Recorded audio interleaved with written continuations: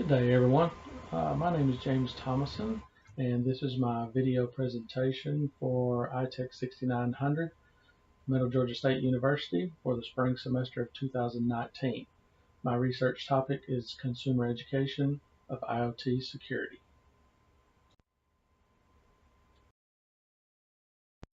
IoT, so what is it? It means the Internet of Things. It's a term that was coined by Kevin Ashton. He was an MIT student. And he went to work for a company called P&G, and oddly enough, they assigned him to a project where he was helping develop and market um, uh, cosmetics through an olive olay product line. So what he kept going into the stores and noticing that some of his product was always off the shelf, and the store didn't know why. So he came up with the idea in a roundabout way to embed a chip into the cosmetic packaging, so he could develop a way for the stores to keep inventory and determine where the product was actually going. So that's kind of how that term came along. And IoT is, in a nutshell, is comprised of any device that can connect to the internet and transmit data or communicate in some form or fashion over the internet.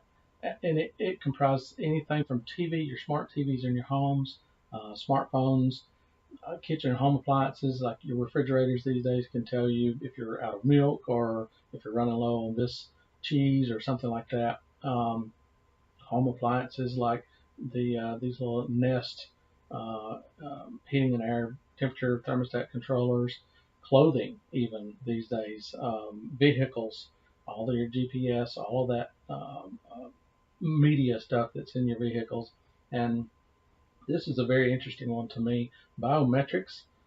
This is a great video from Robin Matarese of NIST. She's put a video out that she had several people interviewed, and they talk about biometrics, how biometrics and IoT have merged. And in this video, she talks about this guy that gets an optical implant, and then they go on to talk about how this optical implant is basically an IoT device, which is in turn basically a small computer, and they present the possibility that this thing can read a QR code that's embedded with a virus or ransomware. This person can then get ransomware and would have to pay to get their site back. So how pervasive is that? I mean, how significant is that to our everyday lives to be able to have to begin worrying about things like that? So IoT is the way of the future. Everything is becoming connected. So there are many security issues that we need to look at and address when it comes to IoT. When we talk about technology, we have to think about what makes people choose and adopt specific technology. And that's exactly the idea or the thought that Fred Davis had back in the 80s when he developed the technology acceptance model, or TAM. He took a psychology-based approach and tried to determine what components made people decide to adopt a specific technology. And what he came up with is two main ideas that drove these decisions: the perceived usefulness of a technology and the perceived ease of use.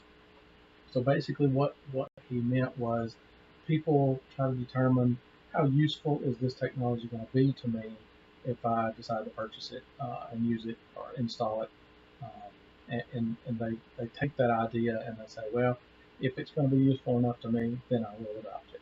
And they also try to look at the perceived ease of use. So how easy is this technology going to be to use? Am I going to have to learn a whole lot to be able to use this? Is it going to integrate into my life or into my daily activities without much effort?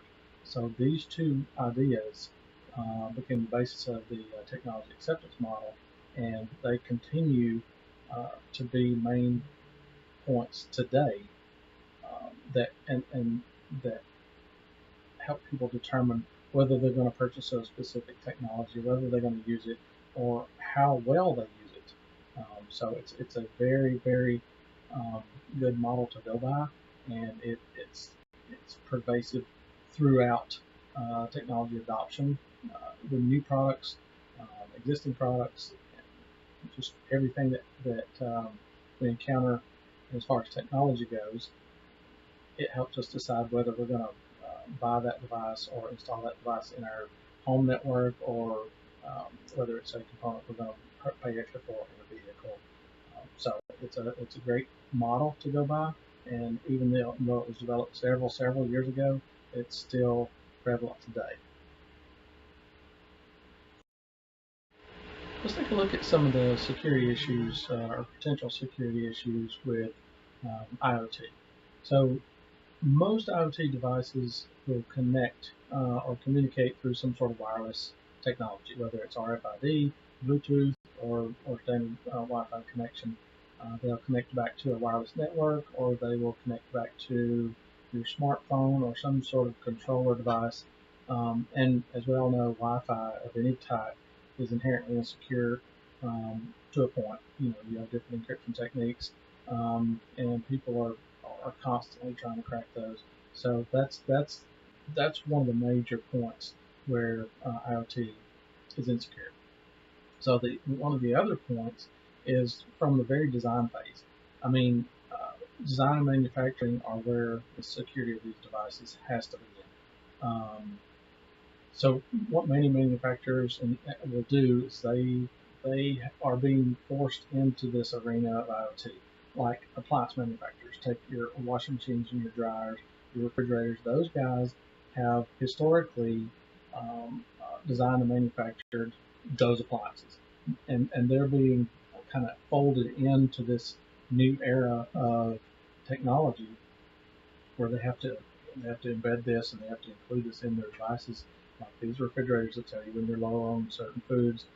These manufacturers are not used to doing that historically, so they don't have the experience to know. I need to hire an experienced security guy to help from the design phase. These experienced security engineers that know this side.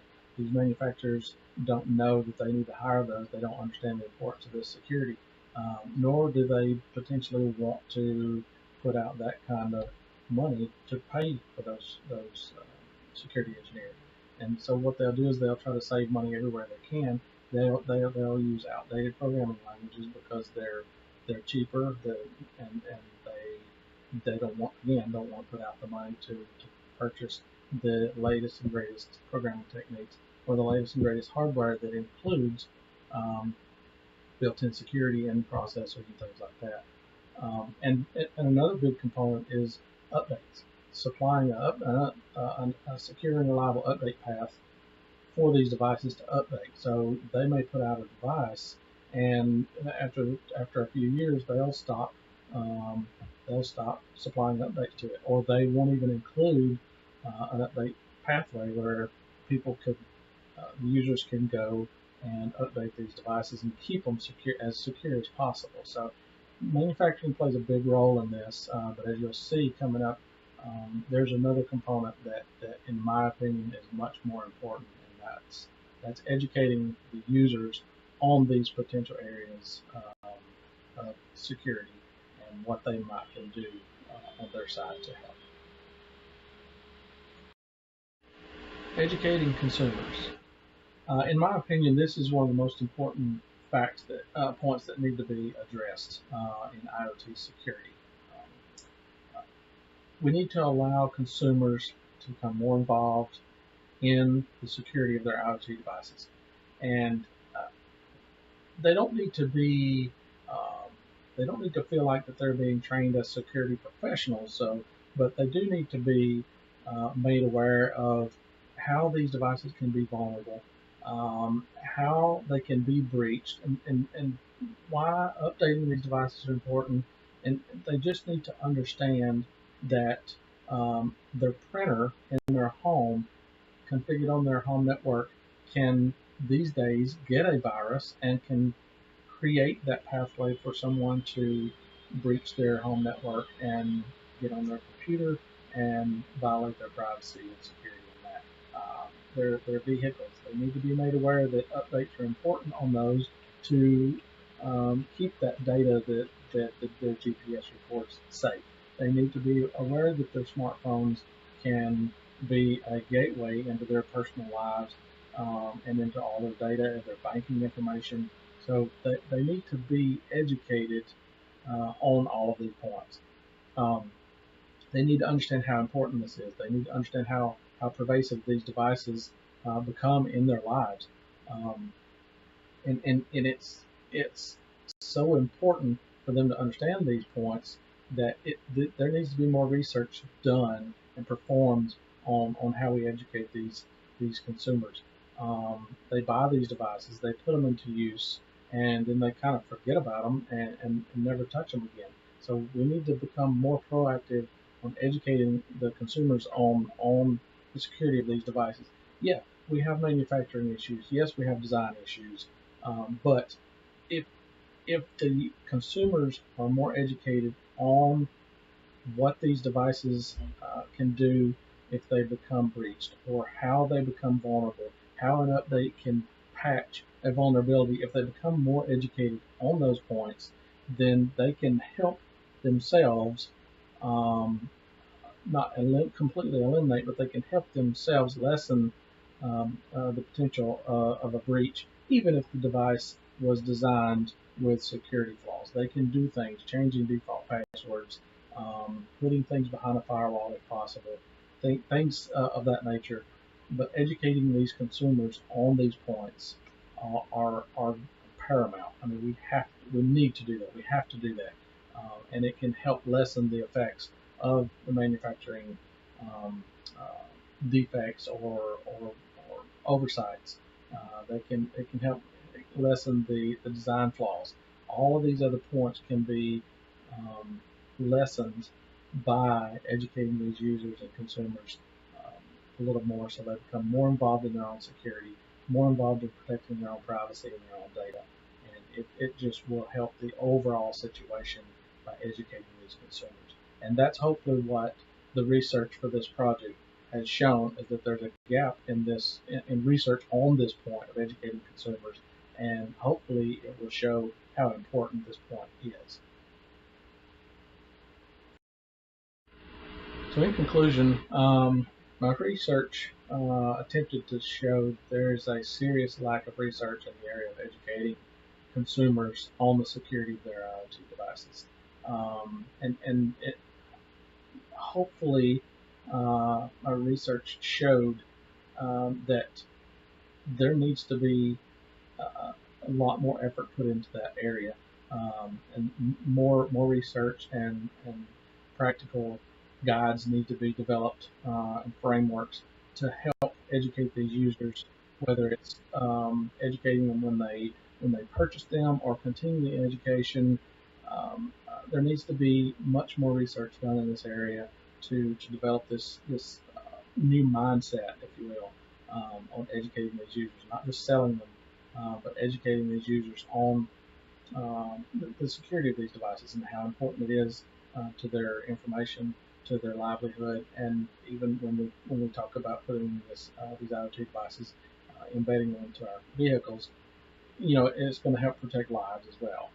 So hopefully my research showed that, and recommends that more work be done in this area, and hopefully that will happen, and we will develop more better ways to educate these users on these IoT devices.